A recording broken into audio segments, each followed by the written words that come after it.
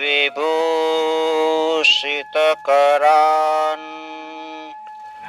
नवनीरदाभात्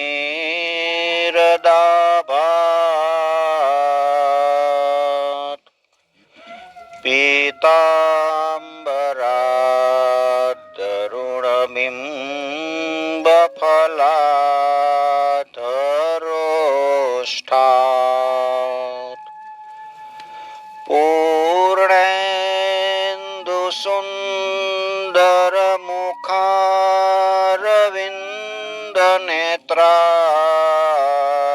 पूर्णेन्दुसुन्दरमुखारविन्दनेत्रात् कृष्णात् परं किमपि तत्त्वमहं न जाने कृष्णत्वदीयपदपङ्कजपञ्जरान्ते अद्यैव मे विशतु मानसराजहंसः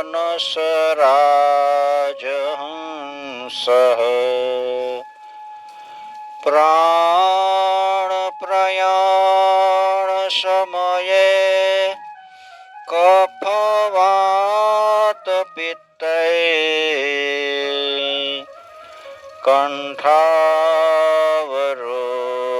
कण्ठावरोधनविधौ स्मरणं कुतस्ते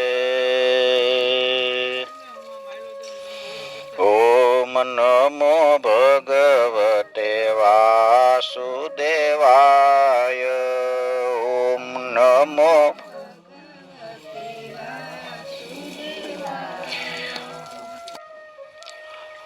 शुकरूप प्रबोधग्न सर्वशास्त्र विशारद एतत् कथा प्रकाशेन मद अज्ञान विनाशय संसार सागरे मग्नं दीनं मां करुणानिधे कर्मग्राह गृहीतांगं मामुद्धर भवार्णवात्।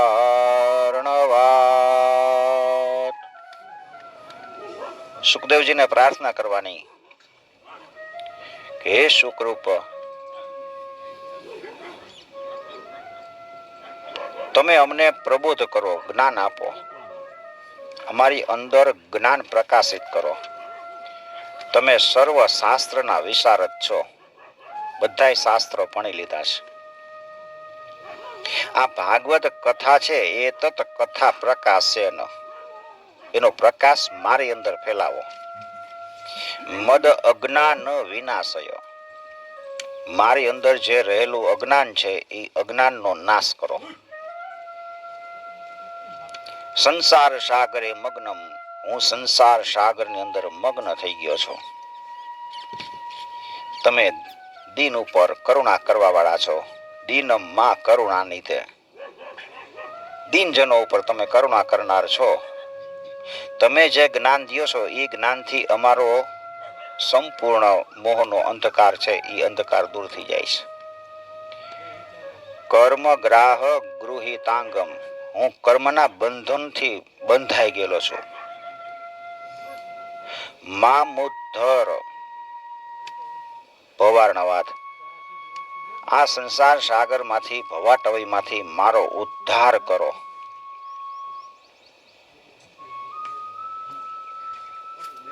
પછી શ્રી કૃષ્ણની સ્તુતિ છે. શ્રીમદ ભાગવતાખ્યોયમ પ્રત્યક્ષ કૃષ્ણ એવ હિ. શ્રીમદ ભાગવત છે ને એ પ્રત્યક્ષ કૃષ્ણ ભગવાનનું જ સ્વરૂપ છે. 11મા સ્કંધમાં ઉદ્ધવજીને કીધું છે કે મારું સ્વરૂપ હું ભાગવતમાં મૂકું છું. એટલે જે કોઈ વ્યક્તિ ભાગવત ખોલીને બેસે એને ભગવાનના દર્શન થાય, એનું જીવન પરિવર્તિત થાય, દુઃખમાંથી મુક્તિ મળે. શ્રીમદ ભાગવતાખ્યોયમ પ્રત્યક્ષમ કૃષ્ણ એવ હિ. સ્વીકૃતોષી મયા નાથ મુક્ત્યર્થમ ભવસાગરે. શ્રીમદ ભાગવત છે એ ભગવાન કૃષ્ણનું સ્વરૂપ છે, પ્રત્યક્ષ કૃષ્ણ ભગવાન જ છે. હે કૃષ્ણ ભગવાન, સ્વીકૃતોષી, મારો સ્વીકાર કરો, મને આ સંસાર સાગરમાંથી ભવસાગરમાંથી મુક્ત કરો. મુક્ત્યર્થમ ભવસાગરે, આ ભવસાગરની અંદર હું અટવાઈ ગયો છું. મનોરથો મદીયોયમ, મારા મનોરથ, મનમાં સંકલ્પ કર્યો છે કે હે ભગવાન, મારે તમને હવે પ્રાપ્ત કરી લેવા છે. એ મનોરથ તો બીજું કોઈ પૂર્ણ કરી શકે એમ છે જ નહીં. મનોરથો મદીયોયમ સર્વથા સફલ ત્વયા, એ તમારાથી જ મારા મનોરથ પૂર્ણ થાય એમ છે. આપણે મનોરથ કરી પણ એ ભગવાનની ઈચ્છા હોય તો જ આપણા મનોરથ પૂર્ણ કરી શકે અને કરાવી દે. નિર્વિઘ્નેનૈવ કર્તવ્યો, મારા મનોરથ છે એ તમે નિર્વિઘ્ને પૂર્ણ કરો. દાસોહમ તવ કેશવ, હું તમારો દાસ છું. દાસનું કામ તમે કરો, તમે મનોરથ એનો પૂર્ણ કરો. આપણું કામ પૂર્ણ થાય એટલે એમ માનવું કે ભગવાને આપણું કામ પૂરું કરાવ્યું. મારાથી થયું એમ નહીં, હું કરું છું એ ભૂલી જવાનું. ભગવાને કામ પૂર્ણ કરાવ્યું.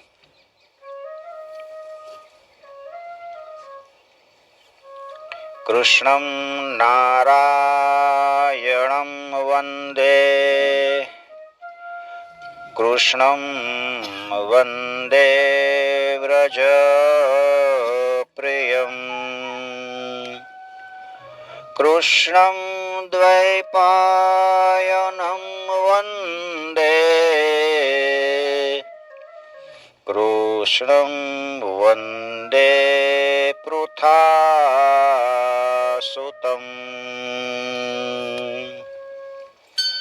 કૃષ્ણ ભગવાન જ નારાયણ છે, એને વંદના કરી. કૃષ્ણ ભગવાન વ્રજમાં બધાયને પ્રિય છે. વ્યાસ ભગવાન કૃષ્ણ ભગવાનને વંદન કરે છે. કૃષ્ણ વંદે પૃથાસુતમ, પૃથાસુત પણ કૃષ્ણને વંદન કરે છે. દ્રૌપદી કૃષ્ણને વંદન કરે. ભાગવતનો પહેલો શ્લોક છે, આ શ્લોક પાકો કરી નાખો. સચ્ચિદાનંદ રૂપાય વિશ્વોત્પત્યાદિ હેતવે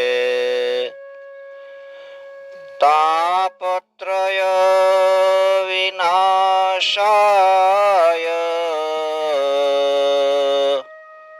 શ્રી કૃષ્ણાય વયમ નુમઃ.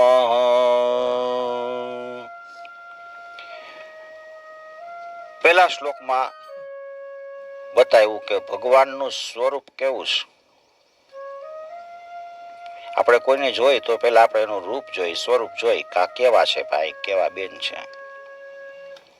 તો ભગવાનને આપણે જોયા નથી તો આપણે એનું સ્વરૂપ, કોઈ આપણને એમ કે આનું સ્વરૂપ આવું છે તો આપણે એને ઓળખી જાય.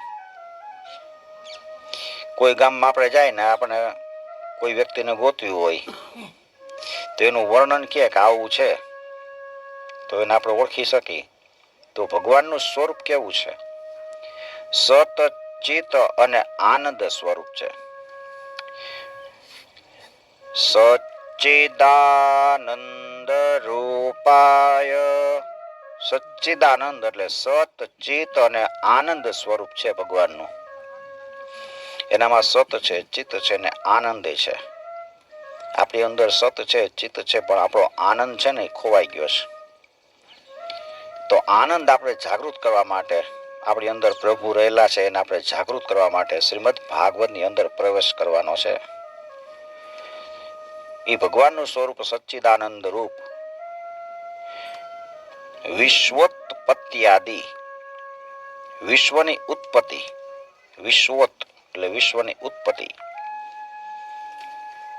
પત્યાદિ હેતવે વિશ્વની ઉત્પત્તિ કરનાર છે, પાલન કરનાર છે, આખા વિશ્વનું પાલન કરે છે અને છેલ્લે એનો પ્રલય કરી નાખે.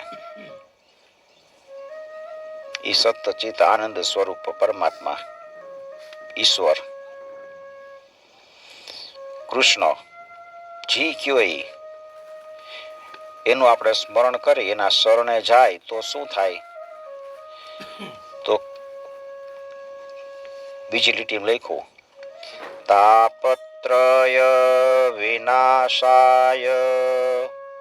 તાપ એટલે ત્રણ પ્રકારના તાપ છે. ત્રય એટલે ત્રણ. તાપત્રય વિનાશાય એટલે એનો વિનાશ કરી નાખે. ત્રણ પ્રકારના તાપનો વિનાશ કરી નાખે. આ સંસારની અંદર ત્રણ પ્રકારના તાપ હોય છે: આધિ, વ્યાધિ ને ઉપાધિ. આપણી પાસે ન હોય તો આધિ, મારી પાસે નથી. આવે એટલે વ્યાધિ થાય અને પછી બહાર ના આવીને આપણને હેરાન કરે તો એમ થાય કે આ તો ઉપાધિ આવી પડી. પેલા ફોન નહોતા એટલે આપણે એમ થાય કે ફોન નથી આપણી પાસે, આપણે કોકના ઘરે જઈને ફોન કરવો પડે, કાં કોકના ઘરે નંબર આપવા પડે. આપણે ઘરે ફોન આવે ન હોય ત્યારે આધી હતી, આવ્યો એટલે ઉપાધિ થઈ. વારે ઘડે ફોન આવે કઈ કામ હોય તો, પછી તો વધારે ફોન આવવા માંડે કે બાજુવાળા ભાઈને બોલાવી દો, બાજુવાળા બેનને બોલાવી દો. આપણે જમવા બેઠા હોય, બીજું કઈ કામ કરતા હોય તો તરત ફોન વાગે, ઓલા પડખેવાળા ભાઈને બોલાવી દો. તો આ તો ઉપાધિ થઈ ગઈ. નથી ઈ આધી, આવ્યું પછી ઉપાધિ થઈ. બિલ ભરવાના આવે અને પછી કોકને બોલાવા જવાના, એ બધી ઉપાધિ. આધિ, વ્યાધિ ને ઉપાધિ ત્રણ પ્રકારના તાપ છે. બીજા તાપ જોઈ તો આધિ દૈવિક, આધ્યાત્મિક અને આધિ ભૌતિક. એ ત્રણ પ્રકારના તાપ છે, એનો પણ નાશ કરી દે છે. શ્રી કૃષ્ણ ભગવાનનું ખાલી સ્મરણ કરી તો ત્રણ પ્રકારના તાપનો નાશ થઈ જાય છે. એવા શ્રી કૃષ્ણાય વયમ નુમઃ. શ્રી કૃષ્ણના શરણમાં હું નમસ્કાર કરું છું. સચ્ચિદાનંદ રૂપાય વિશ્વોત્પત્યાદિ હેતવે તાપત્રય વિનાશાય શ્રી કૃષ્ણાય વયમ નુમઃ. સુખદેવજીની સ્તુતિ કરતા ભાગવતમાં લખ્યું છે, યમ પ્રવ્રજંતમનુપેતમપેત કૃત્યમ દ્વૈપાયનો વિરહ કાતર આજુહાવ પુત્રેતિ તન્મયતયા તરવોభిનેન્દુ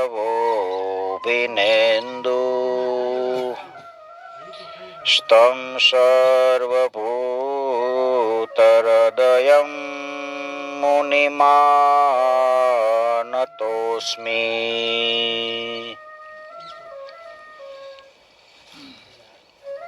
સુખદેવજી મહારાજ જન્મતા વેત જ ઘરની બહાર નીકળી ગયા છે. જેના હજી ઉપનયન સંસ્કાર પણ નથી થયા. 16 વર્ષના છે. જન્મતા વેત 16 વર્ષના થઈ ગયા. સુખદેવજી મહારાજ માતાના ગર્ભમાં હતા ત્યારે એને બહુ બીક લાગે છે કે હું બહાર નીકળું, સંસારમાં આવું તો માયા મને પકડી લે, હું માયામાં લપેટાઈ જાઉં, એટલે જન્મ નથી લેતા. વ્યાસજી પૂછે છે કે તમે કેમ નથી બહાર આવતા? તો કે મને બીક લાગે છે માયાની. તમને માયા અસર નહીં કરે, બહાર આવો. 16 વર્ષ સુધી માતાના ગર્ભમાં રહ્યા છે અને પછી જન્મ લીધો, એટલે 16 વર્ષની આયુ છે. જન્મતા આવે તો 16 વર્ષની ઉંમરના થઈ ગયા અને એ ઘરની બહાર નીકળી ગયા. નગ્ન દિગંબર છે. વ્યાસજી એની પાછળ પાછળ દોડતા દોડતા જાય છે કે હે પુત્ર રોકાઈ જા, રોકાઈ જા, હું તને સંસારમાં પડવાનું નહીં કહું. પણ સુખદેવજી તો બ્રહ્મ દ્રષ્ટિ વાળા છે. બધી જગ્યાએ એને બ્રહ્મના દર્શન થાય છે. ઈશ્વર સર્વવ્યાપી છે, બધે જોતા જોતા જાય છે.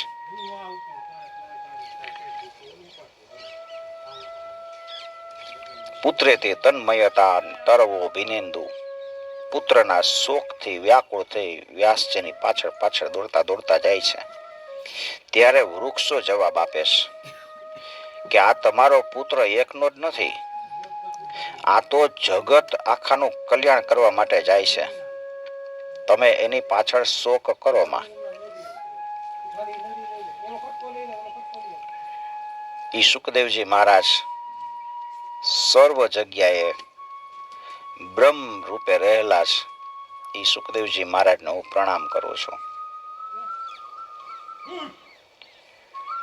ત્યાર પછી ભાગવતના મહત્વનું વાત બતાવતી શ્લોક બતાવ્યો છે. કાલ વ્યાલ મુખાગ્રાસ ત્રાસ નિર્ણાશ હેતવે શ્રીમદ ભાગવતમ શાસ્ત્રમ કલોકીરેણ ભાષિતમ. કાલ વ્યાલ મુખ ગ્રાસ, કાળના કોળીઓ બની ગયા છે. બધાય કાળના મોઢાની અંદર બધાય પ્રવેશી ગયા છે. કાળના મુખમાં જાય એટલે ત્રાસ ફેલાઈ જાય.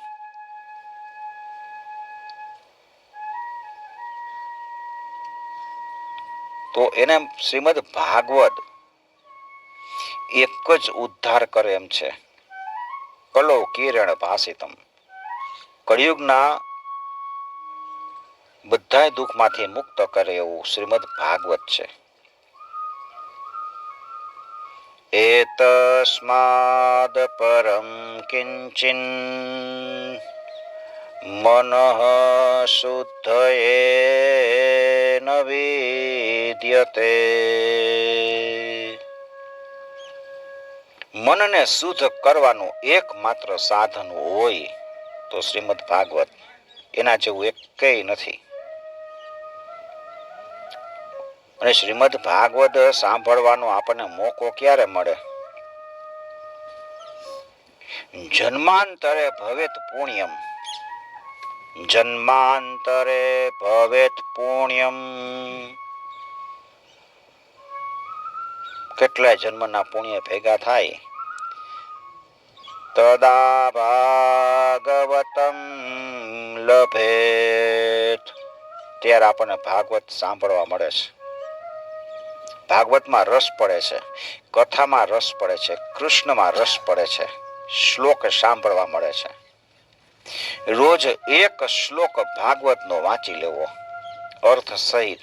એનો અર્થ શું થાય એ સમજીને આપણે વાંચવાનો. સમજાવીના વાંચે રાખો એનો કોઈ મતલબ નથી.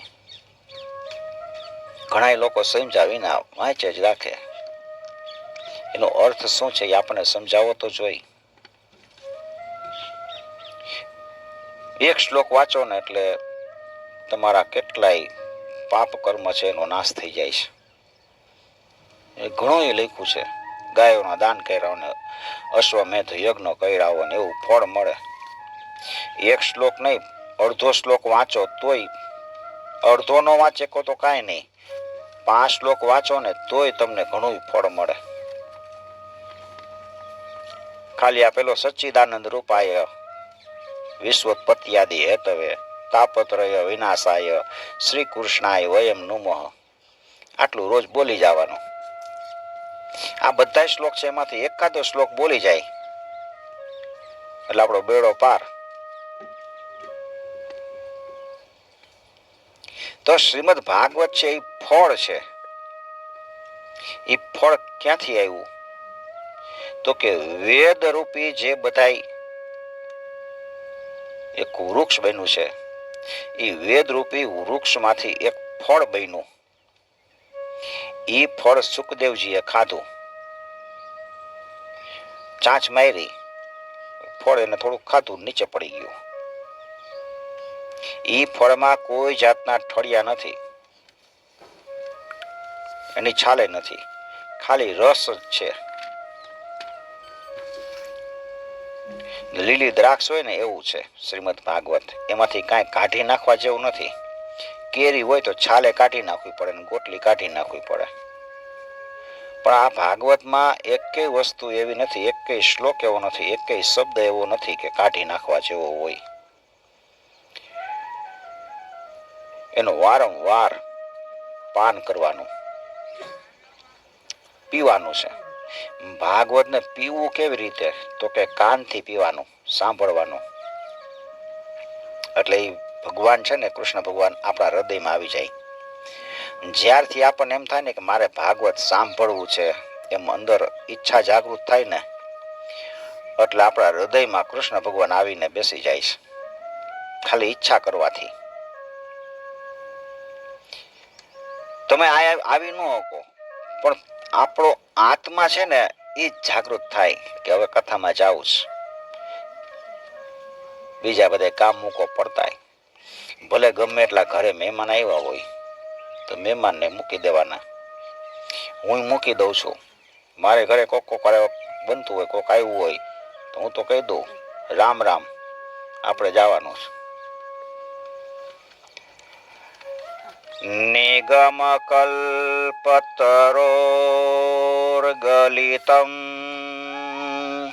નિગમ એટલે વેદ, કલ્પતરો એટલે કલ્પ વૃક્ષ, ગલિતમ એટલે પૈડું, એમાંથી પાકીને ફળ પૈડું. શુક મુખાદમૃત દ્રવ સંયુતમ પીબત ભાગવતમ રસમાલયમ. પીબત એટલે પીઓ, મુહુરહો રસિકા ભુવિ ભાવુકા. મુહુરહો એટલે વારંવાર, રસિકા એટલે રસિક જનો, જેને ભાગવતમાં સાંભળવાનો શોખ છે, રસ છે, એવા રસિક જનો, ભાવુક જનો વારંવાર એને પીધે રાખો. નિગમકલ્પતરોર્ગલિતમ ફલમ શુકમુખાદમૃતદ્રવસંયુતમ પીબત ભાગવતમ રસમાલયમ મુહુરહો રસિકા ભુવિ ભાવુકા. સુખદેવજીએ ચાંચ મારી અને ઈ ફળ અમૃત સમાન બની ગયેલું ઈ ફળ ભાગવત આપણને મળ્યું. ઈ ફળનું વારંવાર પાન કરવાનું છે. કાનના પડિયાથી આપણે પીવાનું છે. બીજા બધા રસ પીને તો આપણે મુખથી પી છીએ, પણ આ ભાગવત છે ને એ રસ એવો છે કાનથી પીવાનો છે. બધું વાસુદેવમય છે. યજ્ઞ વાસુદેવ છે, વેદ વાસુદેવ છે, યોગ વાસુદેવ છે, ક્રિયા બધી વાસુદેવ છે. વાસુદેવ પરાવેદા, વેદ વાસુદેવ છે. વાસુદેવ પરામખા, મખા એટલે યજ્ઞ. જે આપણે યજ્ઞ કરીએ છીએ બધું વાસુદેવમય છે, ભગવાનનું જ છે, ભગવાન સ્વરૂપ જ છે. વાસુદેવ પરાયોગા,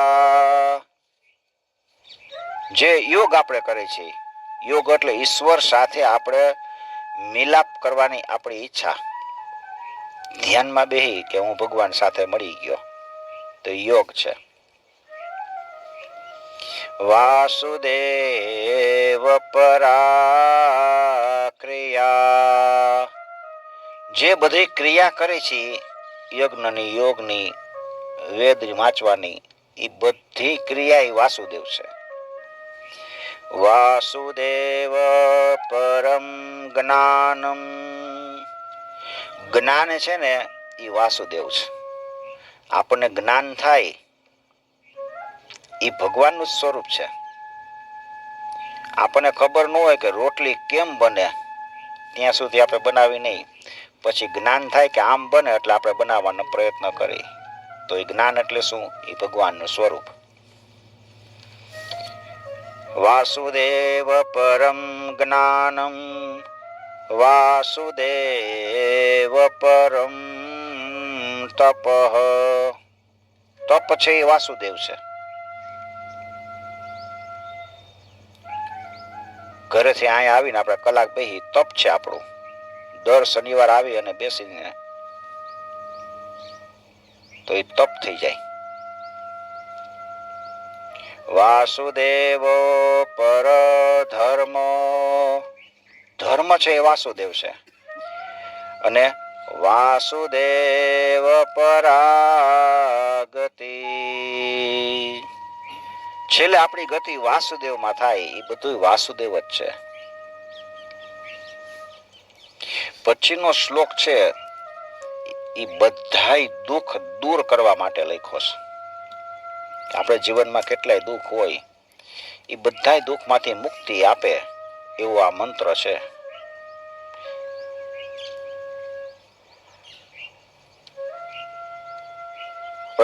હું બોલાવીશ અહીંયા 4-5 વાર, એટલે તમને એ મંત્ર કેમ બોલાય ને તમને ફાવટ આવી જાય, પછી પાકો થઈ જાય.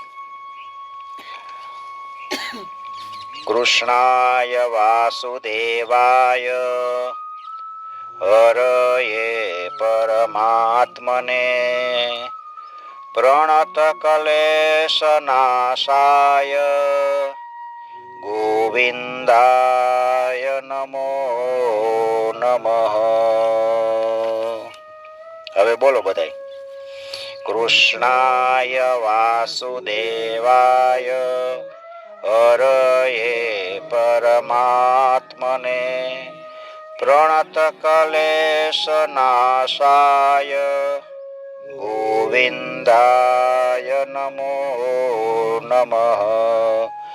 કૃષ્ણાય વાસુદેવાય હરયે પરમાત્મને પ્રણત ક્લેશનાશાય ગોવિંદાય નમો નમઃ. કૃષ્ણાય વાસુદેવાય હરયે પરમાત્મને પ્રણત ક્લેશનાશાય ગોવિંદાય નમો નમઃ. વસુદેવસુતં દેવં કંસચાણૂરમર્દનમ દેવકી પરમાનંદમ કૃષ્ણં વંદે જગદ્ગુરુમ. વસુદેવ, વસુદેવના પુત્ર. વસુદેવ સુતમ, સુતમ એટલે પુત્ર. કંસ ચાણૂર એનું મર્દન કરનાર, એને મારનાર. ચાણૂરને માર્યો, કંસને માર્યો, ઉદ્ધાર કર્યો. દેવકીનો પુત્ર, દેવકી પરમાનંદમ, દેવકીને આનંદ આપનાર. એ કૃષ્ણ ભગવાન આખા જગતના ગુરુ છે, એને વંદન કરવા. આ શ્લોક પણ બહુ જ જાણીતો છે, એ પણ પાકો કરવા જેવો છે. વસુદેવસુતં દેવં કંસચાણૂરમર્દનમ દેવકી પરમાનંદમ કૃષ્ણં વંદે જગદ્ગુરુ.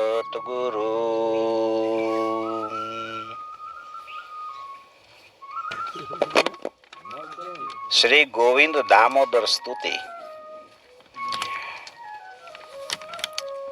करारविन्दे न पदारविन्दम्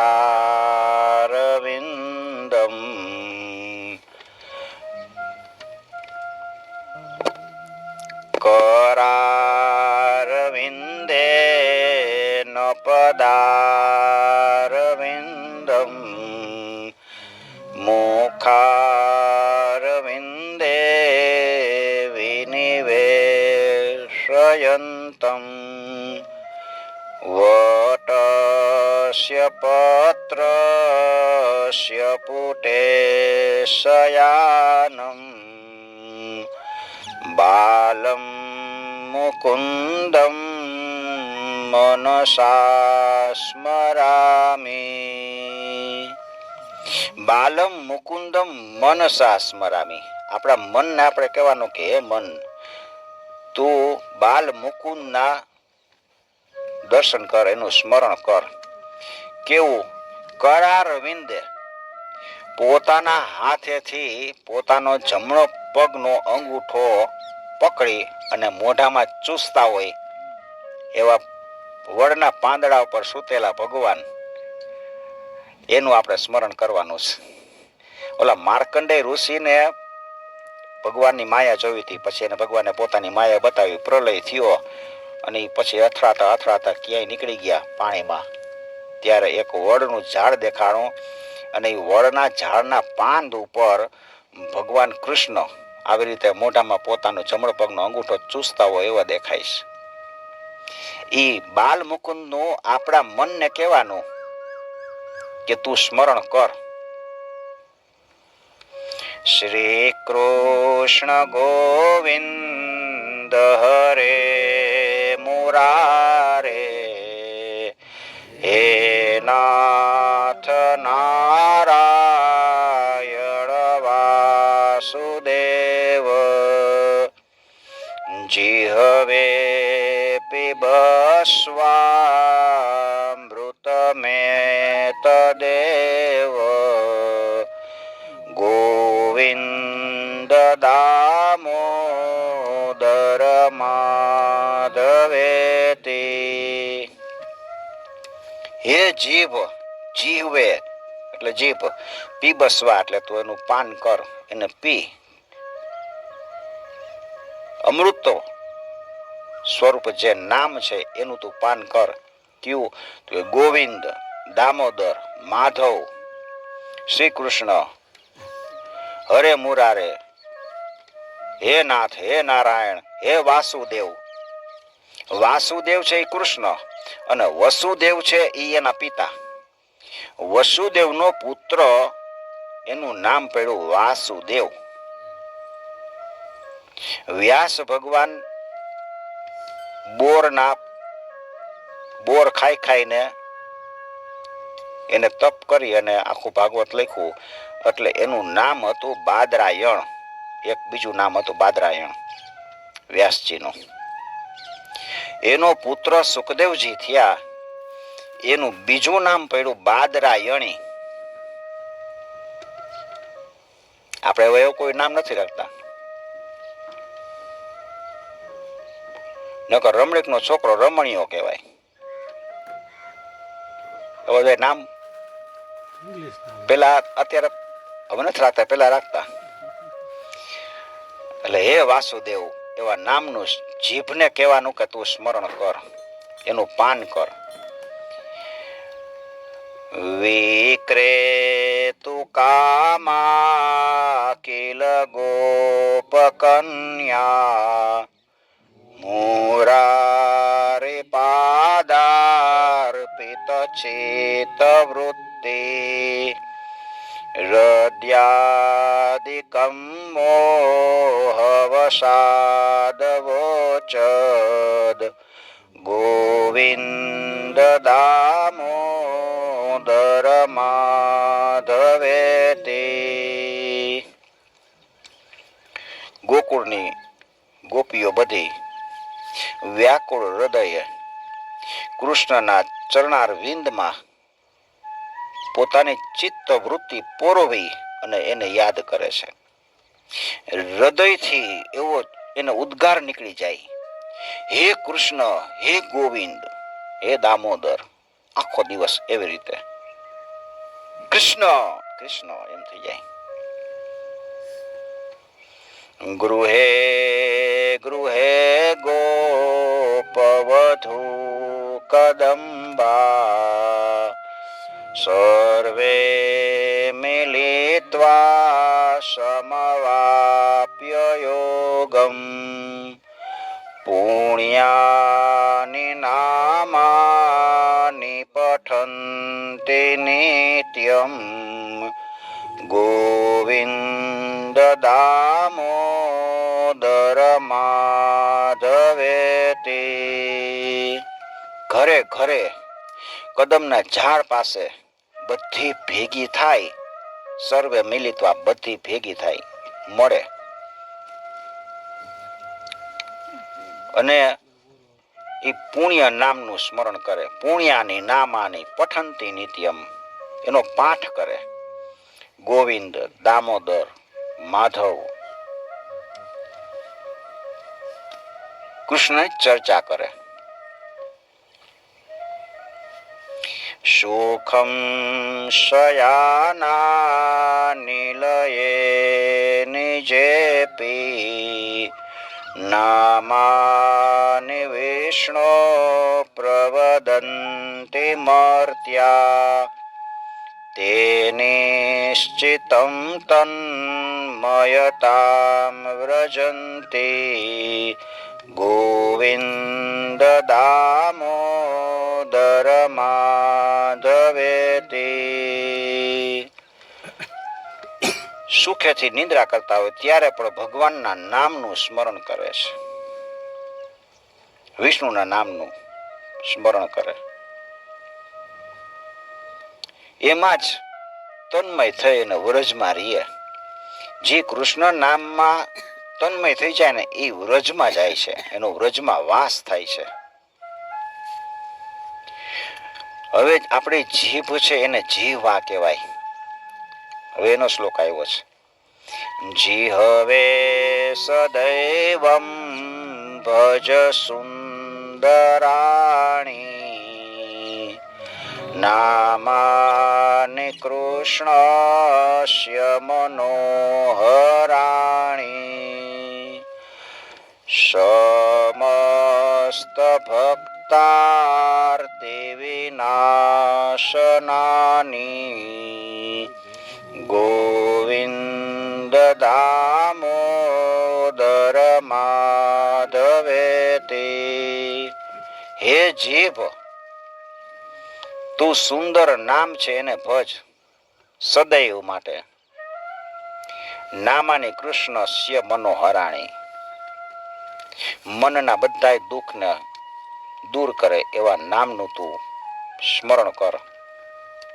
સમસ્ત ભક્તાર્થી એટલે ભક્તના બધાય દુઃખ, આર્ત એટલે દુઃખ, ભક્ત આરતી ભક્તોના દુઃખને બધાય દુઃખને એનો વિનાશ કરી નાખે એવા ગોવિંદ, દામોદર, માધવ એનું જ તું સ્મરણ કર, એનું નામ બોલ, બીજું કાંઈ બોલવાનું જ નહીં.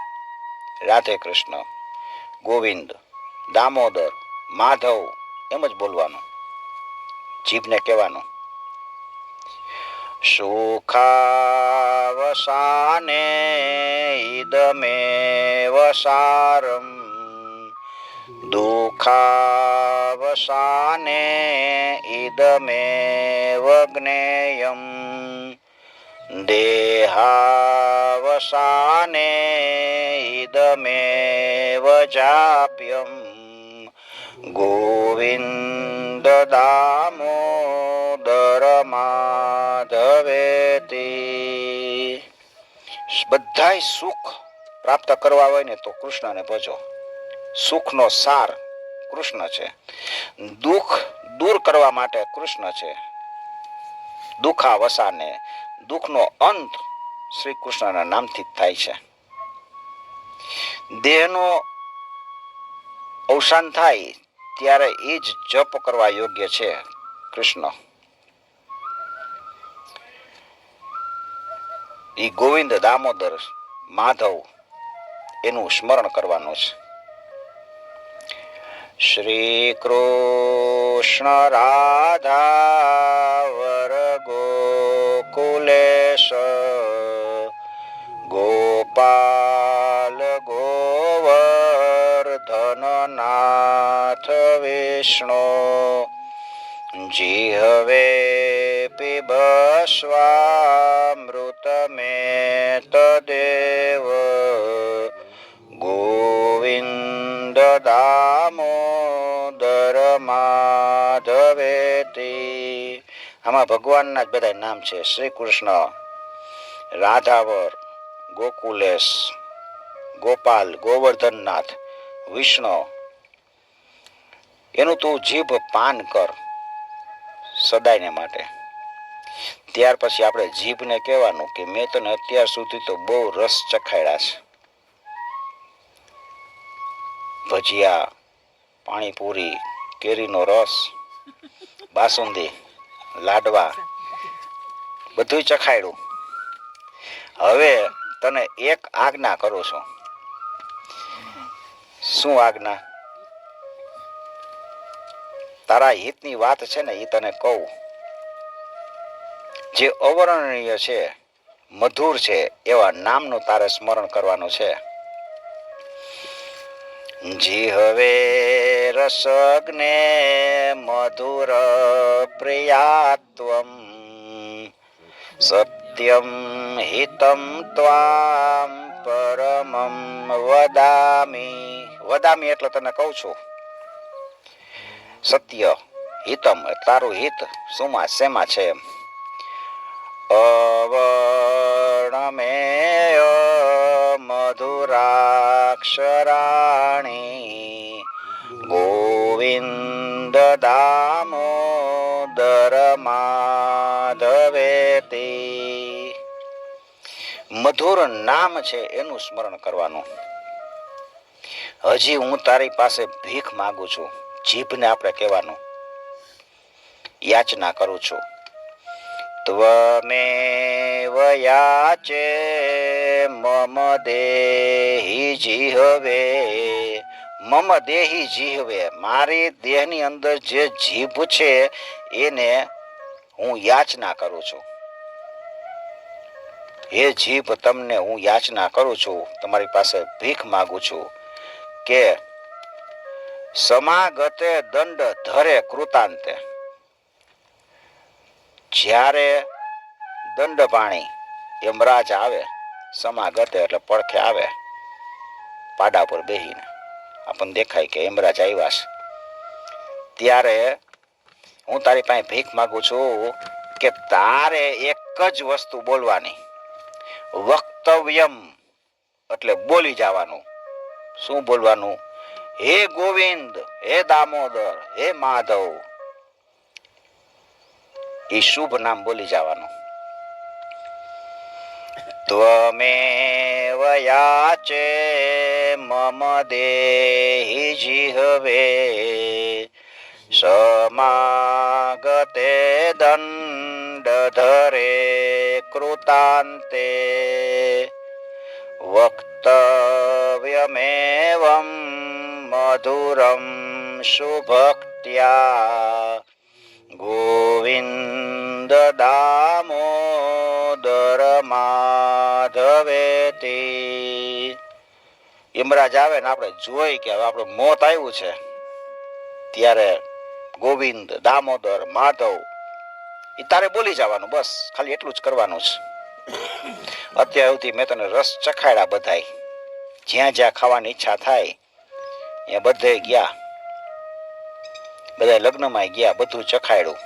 જીભને ચટાકા ઉપડે ને ઈ જ છે, બાકી તો બીજું કાંઈ છે નહીં ખાવામાં. તો અંદર આ 3 ઇંચની જીભ છે ને એને જ સ્વાદ આવે છે, પછી અંદર ગયા પછી તો બધું રગડો થઈ જાય છે ભેગો. એટલે જીભને તારે છે ને એટલું ધ્યાન રાખવાનું કે યમરાજ મને દેખાય ને ત્યારે તારે આ ગોવિંદ, દામોદર, માધવ એ નામ બોલી જવાનું છે. હું તારી પાસે આટલી ભીખ માગું છું. શ્રી ગોવિંદ દામોદર સ્તોત્ર પ્રેમથી પાઠ જે કરે, દામોદર દયા દાને સહેજે ગૌલોક સંચરે. જે પ્રેમથી પાઠ કરે એના પર દામોદર કૃષ્ણ ભગવાન કૃપા કરે અને સેજમાં જ ગૌલોકમાં વયો જાય. એને પછી સંસારના ભવબંધનમાં પડવું પડતું નથી. આટલા શ્લોક આ સ્તુતિ રોજ એકવાર વાંચી શાંતિથી એટલે મન છે ને એકદમ પ્રફુલ્લિત થઈ જાય. આ દામોદર સ્તોત્ર છે ને એ સ્તુતિ એ બધાય ભાગવત કથાકાર બોલતા હોય છે. અમુકને નો પછી ટાઈમ હોય તો એ 1-2 લીટી બોલી જાય, પણ એનાથી આપણને ઘણો આનંદ આવે છે. એટલે રોજ બોલવું. પણ એ આપણે સાંભળવું હોય તો આપણને ખબર પડે કે આ કેમ બોલાય છે. એટલે મારો પ્રયત્ન એવો હતો કે આ બધું આપણે ચાખી તો આપણને જ આનંદ આવે, પણ આપણે પછી બીજાને ચખાડવું જોઈએ ને, કે બીજાને આનંદ આવે. ખાલી એકલા આપણે આનંદ લઈ લે, મજા આવી ગઈ, બસ હવે બીજા બધા કાંઈ નહીં ભલે. સુખદેવજીને કહે છે કે તમે એકલા જ આનંદ લ્યો છો, તમે કાંઈક હવે જરાક અમને આનંદ દ્યો. સૂતજીને સુખદેવ સૌનકજીએ પૂછ્યું છે કે તમે બધા ભાગવત ભણેલા છો, બધા પુરાણ ભણેલા છો, તો અમને થોડુંક કંઈક એવો સાર હોય ને એ સાર અમને કયો. આપણે જાણતા હોય તો એ જગતને બતાવવું. આપણને જ્ઞાન થયું હોય ને તો એ જ્ઞાન આપણે બીજાને દેવું જોઈએ. ખાલી આપણે એકલા જ્ઞાની થઈને બેસી જવું તો એ જ્ઞાની થઈ ગયા. જ્ઞાની થઈ જાય એટલે પોતે એકલા બેઠા હોય કે હું જ્ઞાની છું, હું આત્મા છું, બસ બાકી બધા તો બધું નકામું જ. પણ એ જ્ઞાન આપણે બીજાને વેચી તો એ વિશેષ જ્ઞાન થયું કહેવાય. આપણે તરી બીજાને તારો. આ બાજુ નારાયણનો શ્લોક લખ્યો છે. નારાયણ નિરાકારમ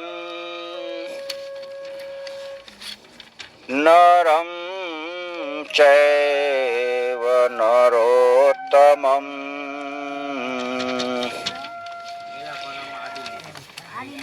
નૃષેહમ નાગનાથમ ચમ તમ વંદે નરકાંતકમ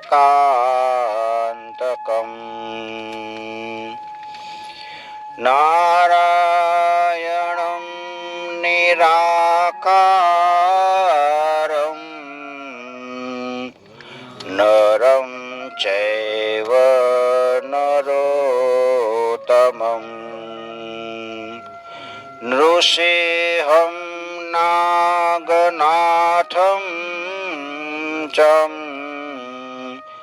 તમ વંદે નરકાંતકમ. નારાયણ છે ને નિરાકાર છે, સર્વ જગ્યાએ છે, એને કોઈ આકાર નથી. નરમ ચૈવ નરોત્તમમ, નરોત્તમ એટલે નરમાં એ ઉત્તમ છે. નરમ એટલે નર પુરુષમાં એ સર્વોત્તમ છે નારાયણ. નૃસિંહમ એટલે નૃષિ ભગવાનનું સ્વરૂપ પોતે લીધું એ નારાયણ ભગવાન. નાગનાથમ એટલે કાલ્ય નાગનો એને નાથો. કાલ્ય નાગને માર્યો નથી, કાલ્ય નાગનો નાથો છે, એને કાઢી મૂક્યો. કાલ્ય નાગ છે ને એ ઇન્દ્રિયો છે. આપણા શરીરની અંદર બધી ઇન્દ્રિયો છે ને, ઇન્દ્રિયોને આપણે નાથવાની છે.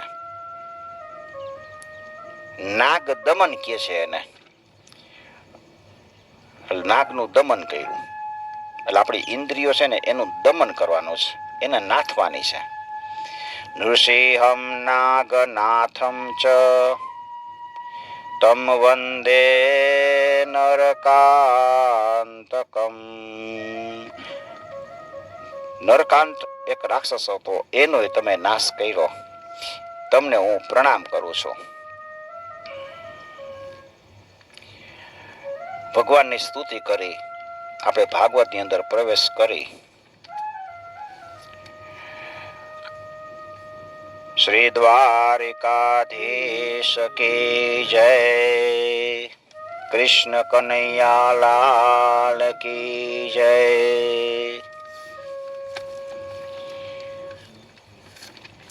વિદુરજી મૈત્રેય ઋષિ પાસે ગયા અને મૈત્રેય ઋષિને પ્રણામ કર્યા.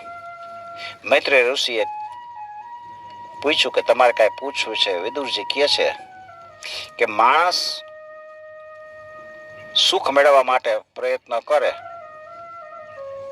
પણ એને તો છેલ્લે દુઃખ જ મળે છે. આવું કેમ થાય છે? અને આ પ્રભુ છે એ નિર્વિકાર છે, નિરાકાર છે. ઈશ્વર કાંઈ કરતો જ નથી, અકર્તા છે. તો પછી એને સૃષ્ટિ રચવાની શું જરૂર પડી? એને સૃષ્ટિ કેવી રીતે રહી છે એ મને કયો. મૈત્રેય ઋષિ કહે છે કે આ સૃષ્ટિની રચના એમાં એવું છે કે સર્વ પહેલા કાંઈ નહોતું, એક બ્રહ્મ જ હતો. એ બ્રહ્મને એમ થયું કે હું અનેક થાવ. એને માયાનો સ્પર્શ થયો અને એને 3 ગુણ બનાવ્યા અને એમાંથી પોતે સ્વરૂપ ધારણ કર્યું, વિરાટ સ્વરૂપ. પાણીમાં સૂતા એટલે એનું નામ પડ્યું નારાયણ. એની નાભીમાંથી એક કમળ નીકળ્યું. એ કમળ ઉપર બ્રહ્માજી બેઠા. બ્રહ્માજીએ જોયું કે હું ક્યાંથી આવ્યો, આ કમળ ક્યાંથી ને હું આમાં ઊભો બેઠો કેવી રીતે? એટલે એ અંદર ઉતરે છે પણ એને ક્યાંય તાગ નથી મળતો. પછી ટપ ટપ ટપ એવો પાણીનો અવાજ આવે છે એટલે એને વિચાર આવે છે મારે તપ કરવું જોઈએ. કેટલાય વર્ષ સુધી તપ કર્યું અને પછી એને સમાધિમાં નારાયણ ભગવાનના દર્શન થયા. ચતુર્ભુજ નારાયણના પ્રણામ કરે છે નારાયણ ભગવાનને. અને નારાયણ ભગવાન કહે છે કે તમે સૃષ્ટિનું રચનાનું કાર્ય કરો.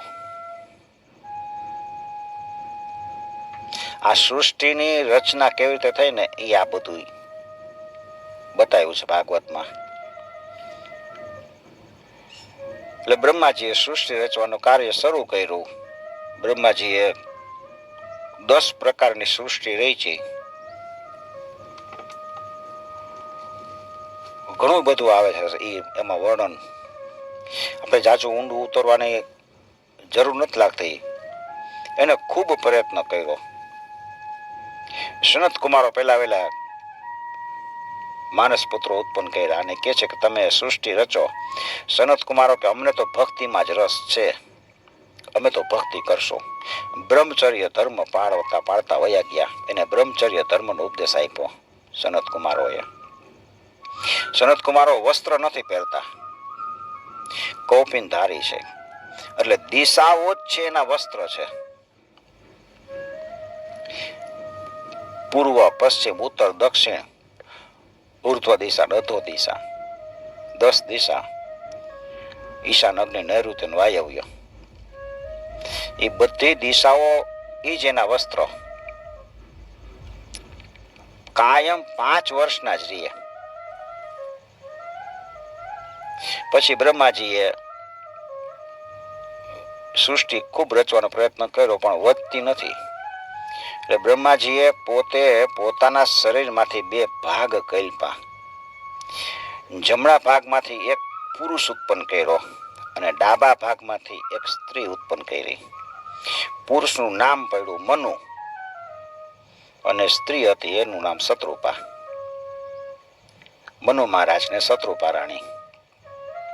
એને કહે છે કે તમે જાઓ સૃષ્ટિ રચો અને સૃષ્ટિને આગળ વધારો. એટલે મનુ મહારાજ એ જોવે છે કે આમાં અમારે રહેવું ક્યાં? પૃથ્વી તો રસાતળમાં છે, અમારે રહેવું ક્યાં? કાંઈક તો હોવું જોઈએ ને. બ્રહ્માજી આમ જોયું કે પૃથ્વી રસાતળમાં ગઈ છે. બરાબર છે કે હું હમણાં કંઈક એનો ઉપાય કરું છું. આંખ બંધ કરી અને નારાયણ ભગવાનનું સ્મરણ કર્યું. ભગવાનનું સ્મરણ કર્યું એ ભેગી એને છીંક આવી. છીંક આવીને એના નાકમાંથી અંગૂઠાના ટેરવા જેવડું ભૂંડ નીકળ્યું, વરાહ. એનું નાક તો મોટું હોય, આપણા જેવું ન હોય. બ્રહ્માજી કેવડા મોટા હોય. આપણે એમ થાય કે નાકમાંથી ટેરો, અંગૂઠા જે ટેરવા જેવું ભૂંડડું કેવી રીતે નીકળ્યું? એટલે ભૂંડ નીકળ્યું, વરાહ નીકળ્યું. એ વરા છે એ ભગવાનનું સ્વરૂપ છે, નારાયણનું સ્વરૂપ. બોલીએ શ્રી વરાહ નારાયણ ભગવાન કી જય. બ્રહ્માજી જોવા માંડ્યા કે આ શું નીકળ્યું. ત્યાં તો એ જોત જોતામાં તો હાથી જેવડું થઈ ગયું. આગળ 2 મોટા દાંત હતા અને સીધી એને ચિત્કાર કર્યો છે. ચિત્કાર કરી અને જળની અંદર જે પૃથ્વી હતી ને એને બહાર કાઢવા માટે પ્રવેશ કર્યો જળમાં. રસાતળમાં ગયેલી પૃથ્વીને દાંત ઉપર ઉપાડી અને આમ બાયણે આવતા હતા વરાદેવ. ત્યારે રસ્તામાં એને હિરણ્યાક્ષ મળ્યો. હિરણ્યાક્ષ એમ કે છે કે આય મુખ, આ બધું મારું છે, આ પૃથ્વી તો મારી છે, ક્યાંથી લઈ જાસ? એટલે ભગવાનની સાથે એને વાકયુદ્ધ શરૂ કર્યું. પેલા વાકયુદ્ધ થયું, બોલી બોલીને 2 બાઈજા અને પછી 2 ખૂબ યુદ્ધ થાય છે અને એમાં ભગવાને હિરણ્યાક્ષને મારી નાખ્યો અને પૃથ્વીને બહાર લઈ આવ્યા. મનુ મહારાજને અહીંયા પૃથ્વીનું રાજ્ય આપ્યું. મનુ મહારાજે પૃથ્વી ઉપર સૃષ્ટિ રચવાનું શરૂ કર્યું. મૈથુનની સૃષ્ટિ ચાલુ કરી છે.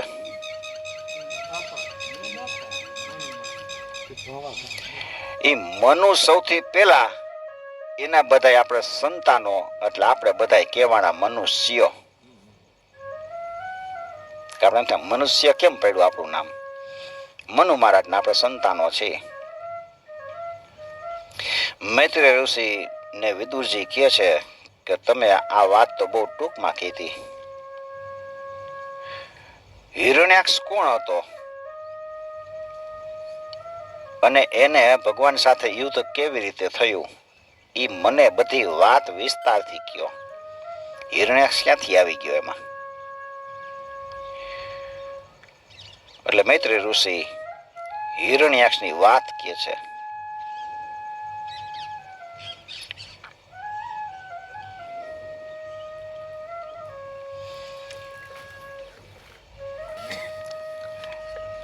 શ્રી ધોળેશ્વર મહાદેવ કી જય. હનુમાનજી મહારાજ કી જય. ઓમ નમઃ પાર્વતી પતય. હર હર મહાદેવ હર. યળ નારાયણ નારાયણ શ્રીમન્નારાયણ નારાયણ નારાયણ શ્રીમન્નારાયણ નારાયણ નારાયણ શ્રીમન્નારાયણ નારાયણ નારાયણ.